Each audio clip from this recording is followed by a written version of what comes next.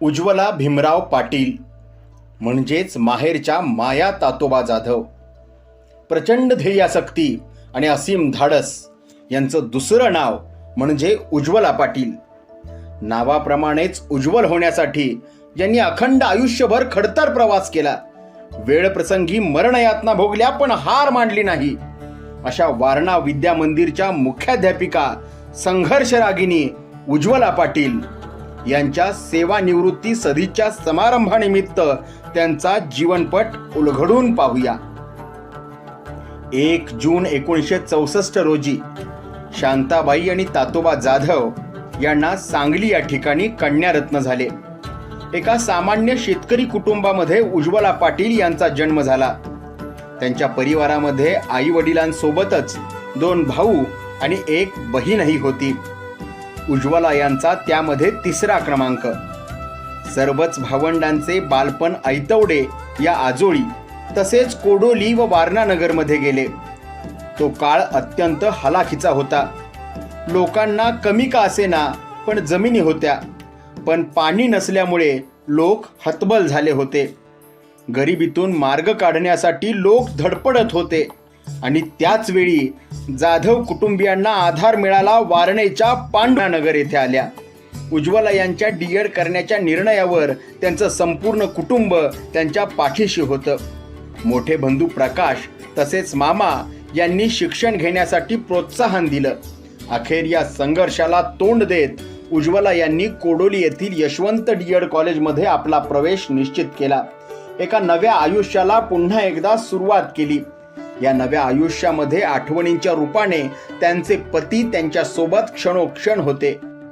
कुटुंबियांच्या पाठिंब्याच्या जोरावर उज्ज्वला मिळालेल्या शिक्षण घेण्याच्या संधीचं सोनं करत होत्या. डीएडचा अभ्यास लक्षपूर्वक करत होत्या. आपल्याला प्रचंड संघर्षातून ही शिक्षण घेण्याची संधी मिळाली आहे याची त्यांना जाणीव होती. यावेळी बहीण भावंडांची मिळून घरामध्ये एकूण 7 मुले होती. 7 लहान मुलांच्या गोंगाटामध्ये अभ्यास करणं काही शक्य होत नव्हतं. यातून मार्ग काढत उज्ज्वला पहाटे 3ला उठून अभ्यास करू लागल्या आणि अखेर डीएड कॉलेजमध्ये 6व्या क्रमांकाने उत्तीर्ण झाल्या. आपल्या पतीचं स्वप्न पूर्ण केल्याचा आनंद त्यांच्या चेहऱ्यावर ओसंडून वाहत होता. पतीच्या आठवणीने डोळ्यातून अश्रूंना वाट करून दिली. तसं बघायला गेलं तर अगदी तात्यासाहेब कोरे यांच्यापासून कोरे घराण्याची साथ उज्ज्वला यांच्या कुटुंबाला लाभली होती. त्यावेळीही शोभाताई आणि विलासदादा यांच्या सदिच्छेतून आणि प्रयत्नांतून 1993 साली उज्ज्वला शिक्षिका म्हणून वारणा विद्या मंदिरमध्ये दाखल झाल्या.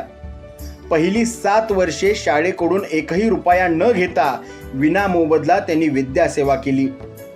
आपल्या शिक्षकी पेशामध्ये उज्ज्वला यांनी उठावदार कामगिरी केली.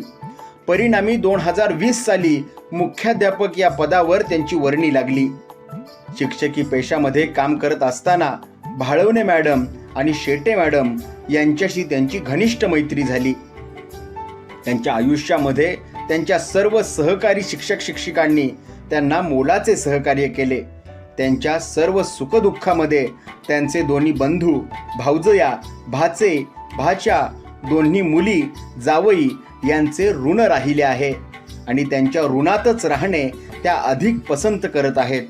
अखंड आयुष्यभर संघर्षरत असणारी ही वाघीण आता सेवानिवृत्त होत आहे. उज्ज्वला पाटील मॅडम आपले भावी आयुष्य सुखासमाधानाचे, समृद्धीचे आणि आरोग्याचे जावो एवढीच निसर्गाकडे प्रार्थना.